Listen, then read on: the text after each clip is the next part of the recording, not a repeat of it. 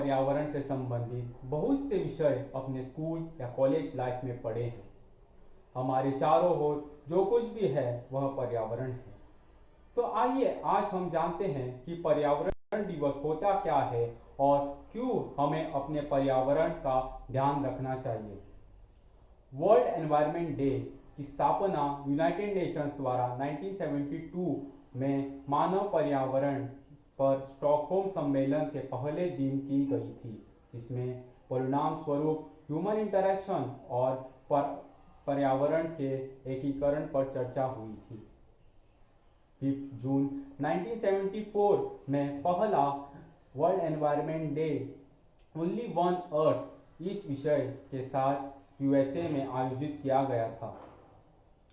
World environment day पर्यावरण की सुरक्षा के लिए जागरूकता और कार्रवाई को प्रोत्साहित करने के लिए यूनाइटेड नेशंस का प्रमुख वाहन है। यह समुद्री प्रदूषण, मानव अधिक जनसंख्या, ग्लोबल वार्मिंग और जंगली अपराध जैसे पर्यावरणीय मुद्दों पर जागरूकता बढ़ाने का एक मंच रहा है। आधुनिक मनुष्य द्वारा निरंतर बढ़ते विकास के साथ प्राकृतिक संसाधनों का बड़े पैमाने पर क्षरण हुआ है।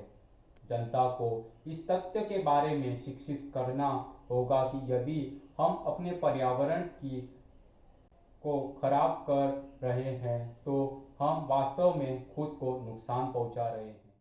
सार्थक जन भागीदारी और पर्यावरण को प्रोत्साहित करने के लिए पर्यावरण प्रदूषण और संबंधित प्रतिकूल प्रभाव के बारे में जागरूकता पैदा करना आवश्यक है। हर साल वर्ल्ड एनवायरनमेंट डे का एक विषय होता है जिसके ऊपर ध्यान दिया जाता है और एक होस्ट कंट्री भी होती है। पाकिस्तान इस साल यानी 2021 में यूनाइटेड नेशन एनवायरनमेंट प्रोग्राम के साथ मिलकर वर्ल्ड एनवायरनमेंट डे होस्ट करेगा। इस साल की थीम है यानी विषय है इकोसिस्टम रिस्टोरेशन और नेचर के साथ हमारे संबंध स्थापित करने पर ध्यान दिया जाएगा। पाकिस्तान इस मौके पर एफॉरेस्टेशन और फॉरेस्ट रिस्टोर करने के लिए 10 बिलियन ट्री सुनामी प्लांटेशन 5 साल में करेगा, जो कि लगभग 1 मिलियन हेक्टेयर से भी ज़्यादा एरिया कवर करती है।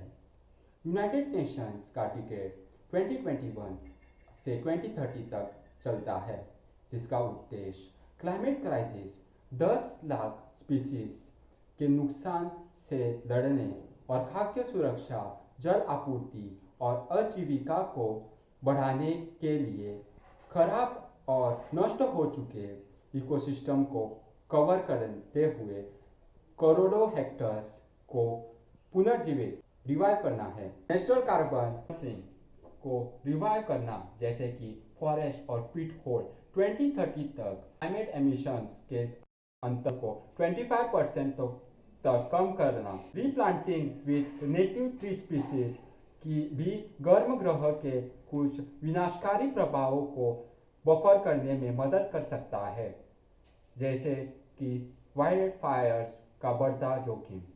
डिफॉरेस्टेशन भी एक बड़ी समस्या है। जंगल को काट दिया जाता है, जिसे बाद में गैर वन उपयोगों में बदल दिया जाता है। 15 मिलियन से 18 मिलियन हेक्टेयर जंगल के बीच औसतन 2400 पेड़ हर मिनट काटे जाते हैं। ग्लोबल फॉरेस्ट रिसोर्स असेसमेंट 2020 के अनुसार 1990 के बाद से दुनिया ने 178 मिलियन हेक्टेयर जंगल खो दिया है। इससे लाखों पशु पक्षियों की प्रजातियां स्पीसीज भी लुप्त हो गई हैं। साइंटिस्ट रिपोर्ट के अनुसार यदि अगले 20 से 40 वर्षों में वनों की कटाई इसी स्तर से चालू रहती है तो मानवता के पूर्ण या लगभग पूर्ण विलुप्त होने का कारण भी बन सकती है।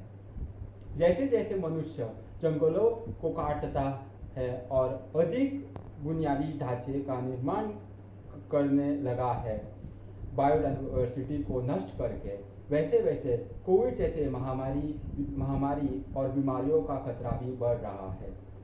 6 कॉन्टिनेंट पर लगभग 6,800 इकोलॉजिकल कम्युनिटीज का विश्लेषण मानव विकास में वृद्धियों और बायोडाइवर्सिटी के नुकसान की वजह से होने वाले रोग के प्रकोप को जोड़ता है और वो बढ़ भी रहे हैं। जलवायु परिवर्तन यानी क्लाइमेट चेंज का खतरा भी बढ़ रहा है।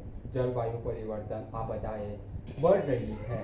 लगभग 70% आपदाएं जलवायु की वजह से या जलवायु से संबंधित है। 2 दशक पहले की तुलना में लगभग 50% ज़्यादा।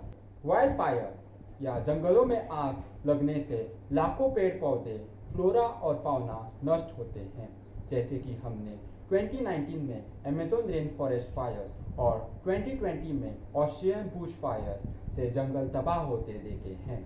और इस आग से निकलने वाला धुएं से हवा की गुणवत्ता में भी कमी है। अगस्त 2020 तक वर्ष में जंगल की आग मुख्य रूप से जलवायु परिवर्तन और वनों की कटाई के कारण 2019 की तुलना में 13% खराब थी। हम इतना एजुकेटेड होते हुए भी वाटर बॉडीज में कचरा फेंकते हैं। बहुत से लोग ट्रैकिंग, वाटरफॉल, बीचेस में विजिट करते हैं, लेकिन वो अपना कचरा या अपनी गंदगी वही छोड़ आते हैं। हमारे बीचेस, पर्यावरण, इकोसिस्टम नष्ट हो रहा है। Air pollution, water pollution, waste, global warming, glacier का पिघलना, floods, improper rains, cyclone, drought, सूखा, एक्सटिंक्शन ऑफ स्पीसीज, प्रजातियों का लुप्त होना जैसे खतरे बढ़ते ही जाएंगे। आइए दोस्तों, जानते हैं कि हम अपने पर्यावरण को कैसे बचा सकते हैं। प्लास्टिक बैग जिन्हें हम यूज़ करने के बाद फेंक देते हैं, वे लैंडफिल्स, महासागरों या पर्यावरण में अन्य भागों में जम जाते हैं। ये जानवरों का दम घोट सकते हैं जो उनमें फंस जाते हैं या भोजन समझ के उन्हें गलती से खा लेते हैं। साथ ही बैग को सड़ने में भी बहुत समय लगता है। रीयूजेबल बैग्स का उपयोग करें। यह कूड़े में कटौती और जानवरों को उनकी पकड़ में आने से रोकता है। हमें रिड्यूस, रीयूज और रिसाइकल पर ध्यान देना होगा। नियमित बल्ब के बजाय ऊर्जा कुशल प्रकाश बल्बों का उपयोग करें जो अधिक समय तक चलता है। जब आप लाइट, टीवी या अन्य उपकरण का उपयोग नहीं कर रहे हैं तो उन्हें बंद कर दें। जब आप दांत ब्रश कर रहे हो तो नल बंद कर दें। बर्तन धोते समय अपने पानी के उपयोग को सीमित करें। हमें ज़्यादा से ज़्यादा कारपूल पर ध्यान देने की आवश्यकता है।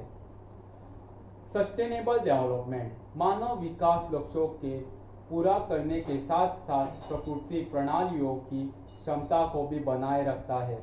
सस्टेनेबल डेवलपमेंट पर हमें विशेष ध्यान देने की आवश्यकता है। हमें जो भी जंगल या फिर अभी जो पर्यावरण बचा है उसको बचाए रखने की कोशिश करनी चाहिए और ज़्यादा से ज़्यादा पेड़ पौधे लगाने की कोशिश करनी चाहिए। जल निकायों या भूमि में कचरा फेंकना बंद करें। कूड़ेदान का उपयोग करें। मास्क का उचित डिस्पोजल करें। उन्हें इधर उधर पर्यावरण में न फेंकें। हमें याद रखना चाहिए कि अगर हम पर्यावरण को आज नष्ट करते हैं तो हमें भविष्य में बहुत निवेश करना होगा, अन्यथा मानव युग का इस ग्रह पृथ्वी पर रहना मुश्किल हो जाएगा। हम ज़्यादातर चीज़ें जानते हैं कि हम पर्यावरण की रक्षा कैसे कर सकते हैं, लेकिन इस पर सोचना और कार्य करने की आवश्यकता है। हमारे ग्रह की रक्षा करना आपके साथ शुरू होता है। तो चले आज हम इस दुनिया को बचाएं और एक मौका दें आने वाली पीढ़ी को सांस लेने का। अगर आपको हमारा ये काम पसंद आता है तो लाइक, शेयर, सब्सक्राइब के साथ साथ बेल आइकॉन भी दबाएं और कमेंट सेक्शन में लिख के बताएं कि आपको हमारा ये वीडियो कैसा लगा। Thank you.